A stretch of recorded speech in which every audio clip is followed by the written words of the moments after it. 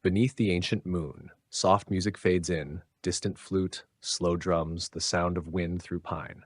Welcome to a journey through time.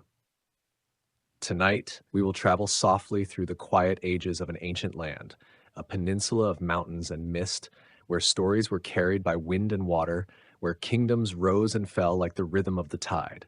This is the story of Korea, told not through battles or noise, but through calm remembrance. A story of people who lived close to the earth, who found beauty in simplicity and wisdom in patience. As you listen, let the sound of history become like a lullaby.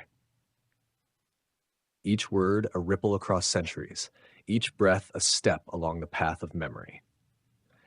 We will begin where myth becomes dawn, in the time of Gojoseon, when heaven touched the mountains and the first dream of Korea was born. Then, as the night deepens, we will wander gently through the three kingdoms, walk among the temples of Silla, breathe with the artisans of Goryeo, and finally, rest within the still courtyards of Joseon, where the written word became the voice of the people. This is a story to fall asleep to, a story told in whispers and echoes where the past feels near enough to touch. So find a quiet place, let your eyes grow heavy, breathe in deeply, and let time slow to the pace of an ancient river. You are safe, you are welcome, and the story is about to begin. The dawn of Gojoseon, when heaven met the mountains. Long before memory, before kingdoms and kings, before the names of rivers and valleys were spoken, there was only the sound of wind among mountains, a land of mist, sea, and forest, an ancient peninsula waiting for the first light of history. They say that in those days, the sky and the earth were still close enough to touch. The heavens gazed down upon the mountains of the east and saw a land of quiet strength, a place where the spirit of nature was alive in every rock, every pine tree, every stream. From that heaven came Hwanung, son of the heavenly god Hwanin. He longed not for power, but for purpose, to guide the world of men and bring order to the wilderness. So his father looked down at the tallest of mountains, Taebaeksan, where the clouds gathered like silver, and opened a passage between the heavens and the earth. As the story goes, Hwanung descended with wind and rain spirits at his side. They carried with them laws for the people, healing herbs for the sick, and the wisdom of the sky. There, beneath an ancient sandalwood tree, the first kingdom of spirit and man began to breathe. They called this kingdom Sinsi, the city of God. And from its heart, the seeds of Gojoseon, the first Korean kingdom, began to grow. In the forests below that sacred mountain, life stirred. Animals wandered in silence, and among them were two who wished to become human, a bear and a tiger. Both prayed to Hwanung, asking for transformation. The heavenly prince listened kindly and said, "If you wish to become human, go into the cave and eat only garlic and mugwort for 100 days. Avoid the sunlight and hold faith in your hearts." The tiger was strong but restless and left before the time was done. The bear, gentle and patient, waited in the darkness, whispering to the still air. When her trial was complete, she stepped into the light and became a woman. Her name was Ungnyeong, the bear woman, and soon the heavens blessed her with a son born between earth and sky. His name was Dangun Wanggeom, and he would become the first ruler of Gojoseon. It is said that Dangun built his capital near the river that would one day be called Pyongyang, a place where mountains and rivers embraced in balance. There he taught people how to till the soil, build homes from stone and clay, and honor the spirits of water, fire, and wood.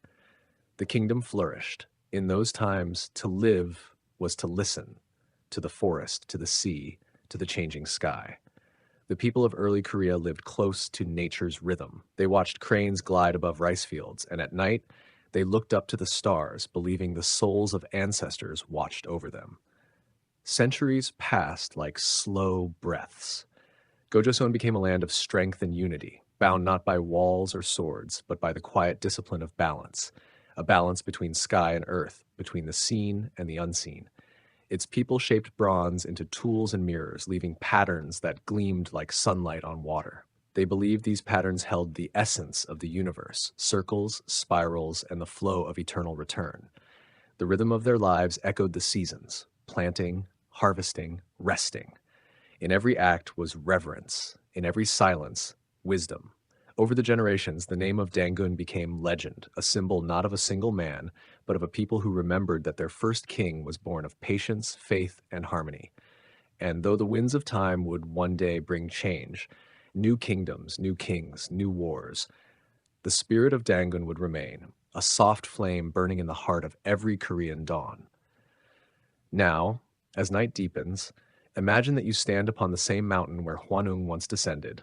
The clouds move gently below your feet, the forests breathe, the rivers whisper names that are older than words, and somewhere in the stillness, you hear the first heartbeat of a civilization, the birth of a story that will travel through ages, carried by wind and memory into the golden kingdoms yet to come. As time moved forward, the stories of Gojoseon began to fade like mist in the morning sun. The old kingdom, once radiant beneath the mountain sky, slowly yielded to new forces, migrations, conflicts, and the endless rhythm of change. Yet even as Gojoseon's name drifted into legend, its spirit was not lost. It flowed through rivers and bloodlines, through the hands of those who built anew.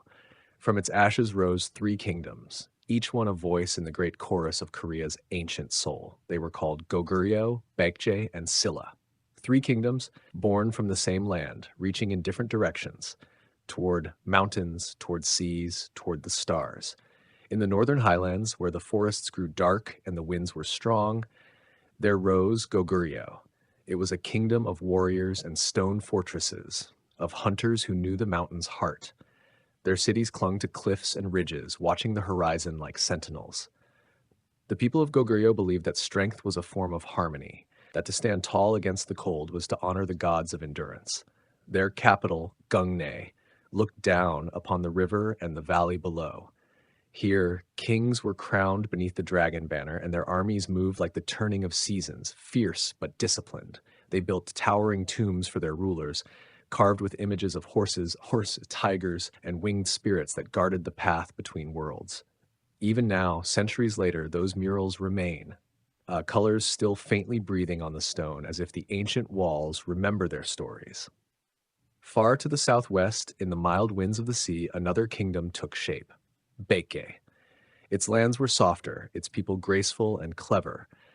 They built temples that caught the morning light and palaces that faced the river's curve. Baekje was known for its art, its learning, and its gentle diplomacy. From these shores, knowledge sailed east to Japan, the art of writing, the beauty of sculpture, and the quiet wisdom of the Buddha's words. To Baekje, harmony was found not in battle, but in culture, in the carving of wood, the weaving of silk, the shaping of clay into vessels that glowed in the firelight. They believed beauty was a form of truth, and truth a reflection of heaven's calm order. And in the southeast, among emerald hills and wide valleys, rose the youngest of the three, Silla. For many years, Silla was small and humble, a quiet kingdom surrounded by stronger neighbors. But within its heart was a patience older than power. Its people believed in the energy of the earth, the protection of the spirits, and the sacredness of time itself. Silla's kings ruled not through might, but through faith and wisdom. They built shrines on mountaintops and sent monks across the sea to learn the deep teachings of Buddhism. In return, they brought back more than knowledge. They brought serenity. Silla became a land where the spiritual and the earthly walked hand in hand. The three kingdoms, mountain, sea, and valley, grew and watched one another like stars that share the same sky but never touch. For centuries, they coexisted, traded, and sometimes fought. Their wars were fierce, but their dreams were the same: to unite the land, to bring peace to the peninsula their ancestors had once called holy. Through it all, life continued beneath the heavens' patient gaze. Farmers sowed rice along the rivers. Monks lit candles in mountain temples. Children listened to songs that told of Dangun and the Bear Woman, wondering if their spirits still wandered among the clouds. As centuries passed, the kingdoms began to shift like tides. Goguryeo reached far into Manchuria, a realm of proud warriors and quiet scholars. Baekje blossomed beside the southern sea, its merchants sailing between nations, carrying silk books and stories. Silla, steady and enduring, waited, learning, growing, believing in the destiny that the winds whispered from the past, and one day that whisper would become a call. Silla would rise to bring unity, not through conquest alone, but through faith and patience. But that time was still to come.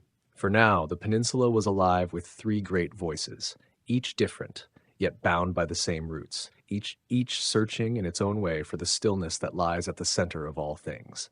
As the night deepens, imagine the light of three kingdoms flickering like distant stars, the torches of Goguryo's watchtowers burning in the north, the lanterns of Baekje's ports glowing softly on the waves, and the quiet fires of Scylla's villages pulsing gently beneath the moon. Three lights beneath one sky, each carrying forward the dream that began long ago when heaven met the mountains and the first story of Korea was born. The centuries turned like pages in an ancient book. The three kingdoms watched one another through fog and season, sometimes as rivals, sometimes as mirrors of the same dream. Trade flowed along the rivers. Monks crossed seas and mountains. Kings built palaces that shimmered at dawn. And yet, beneath the beauty, the wish for unity never faded. It moved through the hearts of the people like an unseen tide. In the southeast, Silla waited, quietly, patiently. Its rulers did not rush the wind. They listened to it. They studied the wisdom of others, welcomed travelers and scholars, and built a kingdom not only of warriors, but of spirit. Temples rose upon the hillsides, graceful roofs curving toward heaven, and inside them the sound of bells carried softly across valleys at dusk. Among the many kings of Silla, one would be remembered above all, Queen Sondeok. In an age when men ruled nearly every throne, she ruled with insight and calm. She looked to the stars for guidance and built an observatory of stone, Cheomseongdae, a tower shaped like gentle poetry, where the night sky could be read like scripture. Under her reign, learning flourished. Artists carved Buddhas from living rock, and monks painted stories of compassion on temple walls. Silla's people began to feel the first touch of something new, a harmony spreading across the land, uniting thought and faith. After Queen Seondeok, other rulers carried her vision forward. They forged quiet friendships with distant allies and brought an end to long wars. Through patience, through courage, through timing as delicate as the falling of rain, Silla accomplished what centuries had only dreamed. The peninsula became one. The year was 668 CE. The banners of Goguryeo and Baekje were lowered, not in shame, but in rest. The rivers that once divided kingdoms now ran freely beneath a single sky. This was the birth of unified Silla, a moment when an ancient land finally breathed in peace. In the calm that followed, art became the language of the soul. The capital at Gyeongju gleamed with golden crowns and graceful pagodas. Scholars wrote in quiet halls, monks walked barefoot along forest paths, and music floated through the evening air like incense. Goldsmiths shaped crowns that shimmered like sunlight caught in dew. Potters turned earth into bowls so thin they sang when touched by wind. Every craft, every gesture was a prayer of gratitude for the stillness after storm. Buddhism blossomed in that peace. Temples such as Bulguksa and the stone cave of Sokguram were built not merely as places of worship, but as reflections of the universe's balance. Inside Sokguram, a serene Buddha sits facing the sea, carved from granite, so perfect it seems to breathe. Outside, the morning light touches his face first, as if the dawn itself bows in reverence. Life in unified Silla moved with the rhythm of nature. Farmers tended their fields by the cycle of the moon, poets described the turning of the seasons, travelers found shelter in monasteries where tea steamed and bells rang softly in the rain. Children learned stories of Dangun, of Hwanung, of the Bear Woman, stories that lived on like gentle embers in the heart of a peaceful nation. For nearly 3 centuries, Silla's harmony endured. It was not perfect. No kingdom ever is, but it was gentle, reflective, and wise. In its stillness, the peninsula became a lantern of culture that lit the seas around it. From China, envoys came to admire its temples. From Japan, monks arrived to study its art. The world looked toward Korea and saw not war, but beauty, a kingdom that understood the music of balance. As all things do, even this age of gold would someday wane. The unity of Silla would give way to new voices, to the dawn of Goryeo, and later to Joseon and beyond. But that, too, was the rhythm of history, each ending the beginning of something new. For now, let your mind rest within this golden age. Imagine walking the quiet streets of Gyeongju as lanterns flicker beside lotus ponds. A soft wind carries the scent of pine and the sound of a temple bell rolling through the hills. The stars shimmer above Cheomseongdae, and the moon rises over Bulguksa's roofs like a slow breath. In this stillness, you can almost hear the whispers of the past, the echo of Hwanung's descent, the patient heartbeat of the Bear Woman, the calm wisdom of Queen Seondeok. All threads of the same tapestry, woven through centuries, carrying the spirit of an ancient people who learned that true strength lies not in conquest, but in quiet harmony. And as you listen, let that harmony settle within you, soft as mist over a morning field, steady as the mountains that have watched over Korea since time began. As the centuries drifted onward, the golden calm of Silla began to fade. Even the most beautiful dawn eventually softens into dusk. The kingdom that had once united the land with peace and wisdom slowly grew weary, its kings more distant, its nobles divided, its farmers burdened beneath the weight of time. But history never truly ends, it transforms.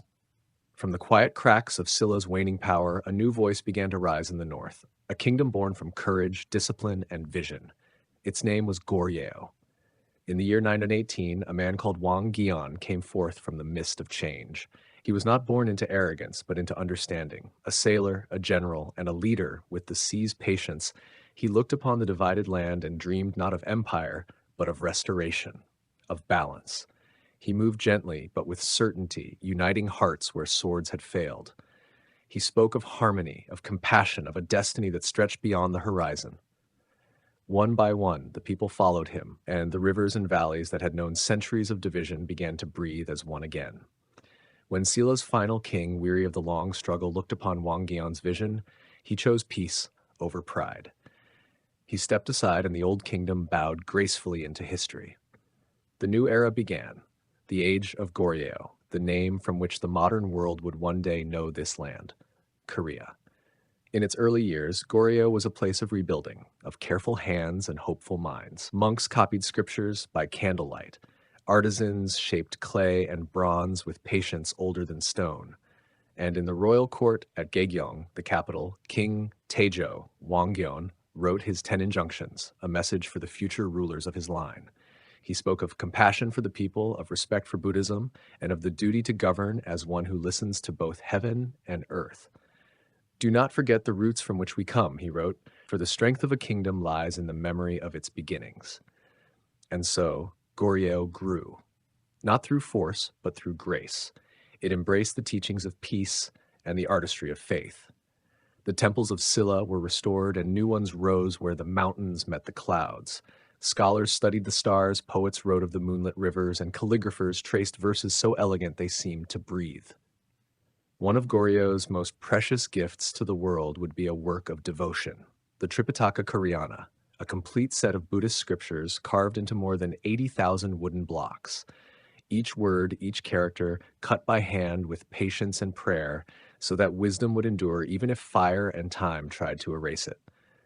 The sound of chisels tapping in rhythm echoed through monasteries for decades. A quiet heartbeat of faith turned into wood and ink. In those same centuries, Goryeo became a land of beauty. Artists painted with powdered jade and gold dust. Potters discovered the secret of celadon, a glaze as smooth as still water, as soft as the sea before dawn. Each piece reflected the harmony between human hands and nature's silence, a vessel of serenity. Trade flowed from distant lands. Ships from China and Arabia anchored along Goryeo's shores, bringing silk, spices, and stories. In return, they carried away porcelain and scrolls, carried away the sense that this quiet peninsula at the edge of Asia was not isolated, but luminous. And yet, as always, history moved in waves. There were storms, invasions from the north, unrest within, winds that tested the kingdom's calm resolve. But even when fire touched the land, the people rebuilt, again and again, their hearts steady like the mountains that framed their horizon. Through it all, the idea of Korea endured. A name whispered by rivers and remembered by stars. A name born from harmony and patience, from a people who had learned that strength and gentleness are not opposites, but companions. As the night deepens, imagine walking the quiet streets of Gaegyeong. Lanterns flicker against wooden gates. Somewhere in the distance, a monk's bell tolls softly. The sound travels through fog and memory, across centuries to where you are now. A simple note, a pulse of time reminding you that all things change, yet nothing truly disappears. The spirit of Goryeo still lingers, in the hush between waves, in the patience of a craftsman's hands, in the serene beauty of a celadon bowl that has outlived 1,000 storms. Let that stillness settle around you now as you rest in the quiet light of history, where kings and poets, monks and dreamers all breathe together in one unbroken rhythm. And far beyond the horizon, a new dawn waits, the birth of another age, another chapter in this endless story of Korea. Time flowed onward, as it always does, quietly, steadily, like the rivers winding through the valleys of Goryeo. For nearly 500 years, that kingdom had shone, its art and faith shimmering like moonlight over calm water. But even the clearest lake begins to ripple with the winds of change. The old dynasty grew weary, the court's harmony fractured into pride and doubt. Beyond the palace walls, farmers struggled through years of hardship and generals whispered of a new beginning. It was the late 1300s, and on the horizon a new world waited to be born. From among the soldiers of Goryeo rose a man named Yi Seong-gye, a commander known not for cruelty but for insight. He saw that the kingdom had drifted too far from its roots, that the people had lost their faith in the order of things. And so, with the grace of inevitability, he stepped forward to guide the old world gently into the new. In the year 1392, the dawn of the Joseon dynasty began. It was not just the birth of another kingdom, it was the rebirth of the Korean spirit. Where Goryeo had been a realm of monks and artisans, Joseon would become a land of scholars and reason. Confucian ideals brought from distant lands were planted deeply in the soil of Korea. The kings of Joseon dreamed of harmony, a kingdom guided by wisdom, not conquest. Palaces rose in elegant balance. Gyeongbokgung, the palace greatly blessed by heaven, its wooden beams painted in colors that shimmered under the sun, its courtyards arranged like poetry written in stone. Within its gates, scholars studied the nature of virtue, the duties of rulers, the harmony between heaven and man. They believed that truth could be found not only in the stars or scriptures, but in the simple perfection of human kindness. And among all Joseon's kings, one would shine like the morning star, King Sejong the Great. He ruled not with fear, but with love for his people. He listened to farmers and craftsmen, to mothers and teachers, and he dreamed of a kingdom where wisdom was not a privilege, but a gift shared by all. At that time, the Korean people wrote their words in Chinese characters, beautiful but distant, a language that belonged to the few, not to the many. King Sejong saw the pain in this silence, the way ordinary people could speak their hearts but could not write them down. So he gathered his scholars in secret, in the quiet halls of the Hall of Worthies, Jipyeonjeon. For years, they studied the sounds of the human voice, the way air flows from the mouth, the shape of sound itself. And from their devotion came something miraculous. Hangul, the Korean alphabet. Simple, graceful, shaped to mirror the harmony of breath and thought. It is easy to learn, King Sejong said, so that even a wise man can write easily, and even the simplest farmer can read his heart. With Hangul, the voices of the people were set free. Songs and letters filled the air like the return of birds in spring. Poets wrote of moonlit fields and falling blossoms. Mothers taught their children to read. The people of Joseon found themselves not only united by a ruler, but by a language that was truly their own. The centuries of Joseon became a long, steady season of reflection. Philosophers wrote of balance and duty.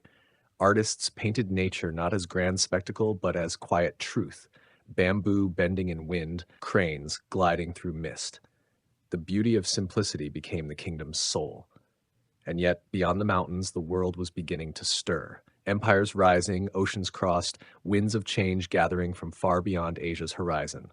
But within the walls of Joseon, the lamps still burned softly each night.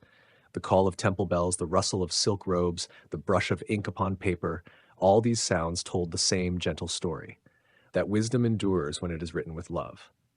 As you rest now, imagine walking through Gyeongbokgung's quiet courtyards at dusk. The stone paths are cool beneath your feet. Lanterns flicker along the eaves, and the scent of pine drifts in from the mountains. Somewhere nearby, a scholar sits beneath a willow tree, reading from a scroll in Hangul, his voice low, steady, like a lullaby written in ink. This was Joseon, a dynasty of thought and balance, a time when the pen became mightier than the sword, and the quiet of study was held sacred as prayer. Through the centuries, the people of Korea would endure storms, invasions, loss, hardship, but through it all, the words King Sejong gave them would remain. Each letter, each curve, a thread connecting the past to the present, the humble to the wise, the spoken to the eternal. And as the night deepens, listen to that thread, a whisper of ancient hearts still speaking across time, reminding us that true greatness is found not in power, but in kindness and understanding. As time continued its patient turning, the centuries of Joseon unfolded like silk, steady, deliberate, graceful. For 500 years, the dynasty stood, rooted in learning, in ritual, in the quiet rhythm of the seasons. The kings ruled from their palaces in Seoul, their ministers debated in shaded courtyards, and throughout the land, farmers tilled the same earth their ancestors had known. Fishermen cast their nets beneath the same moon. Monks tended their temples in mist and rain.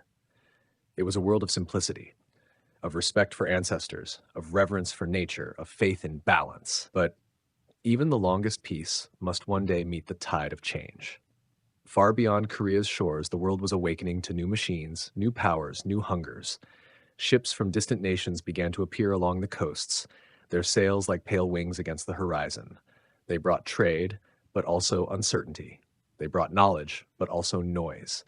The Joseon court, careful and cautious, watched these winds of change with wary eyes. They held to the old ways as long as they could, the rituals, the language, the philosophies that had kept their world in harmony for so long. But the earth beneath them was shifting. There were storms, internal and external, times of hardship and confusion. And yet, through it all, the Korean spirit endured. It endured through poetry, through music, through the quiet grace of ordinary life. Even when the palaces trembled, villagers still lit candles at dusk. Mothers still sang lullabies in soft voices. The same Hangul letters still flowed from brush to paper, keeping alive a nation's heart. By the late 19th century, Joseon's twilight deepened. The dynasty that had lasted half a millennium slowly faded into memory, and with its passing, Korea began to awaken to a new world, a world of modern ideas, of industry, of struggle and rebirth. Yet even as centuries turned, the soul of the ancient land never vanished. The same mountains that watched over Dangun, that cradled Silla's monks and Goryeo artists, still stood, silent, steadfast, eternal. The same rivers that carried traders and scholars still reflected the moon. If you listen closely, you can still hear echoes of those ages. The soft chisel of a Goryeo craftsman carving scripture into wood, the ring of a temple bell from Silla, the murmur of a scholar in Joseon writing by candlelight. These are not separate moments. They are one continuous breath, flowing across time, weaving the story of Korea from myth to memory, from dream to dawn. The people who lived through those eras left behind more than monuments. They left behind a way of seeing the world, a belief that beauty and harmony are found in simplicity, that wisdom lies in patience, and that even in the smallest act of care, there is something eternal. So now, as this story draws to its close, imagine yourself standing upon a high hill in the heart of the peninsula. Below you stretch the fields and forests of 1,000 generations. The air is cool and sweet. Far in the distance, the sea glimmers, the same sea that carried traders, poets, and kings. The sun is setting behind the mountains, painting the sky in shades of gold and rose. The wind moves softly through the pines, carrying whispers of every age that came before. You can almost hear them, the voices of Gojoseon's first dreamers, the songs of Silla's monks, the steady hands of Goryeo's artisans, the thoughtful words of Joseon's scholars. All speaking together, their echoes merging into one long sigh. The breath of a people who have endured, who have loved, who have built beauty from hardship and peace from time. As the stars begin to appear, the first evening lights flicker in distant homes, each one a reminder that the story of Korea still continues. It lives in every word spoken in Hangul, in every melody played on the gayagum, in every quiet act of kindness between neighbors. And as night deepens, let those lights guide you toward rest. For the story you've heard tonight is not only of kingdoms and kings, but of all who have ever watched the same moon rise over the same mountains and dreamed of harmony. Close your eyes now and let the echoes of ancient Korea settle in your heart. The hush of temples, the rustle of pine, the whisper of ink across paper. History sleeps here, softly, peacefully, like a lullaby that never ends. And somewhere in that stillness, the spirit of the land breathes, eternal, gentle, waiting for the next dawn. End of the story.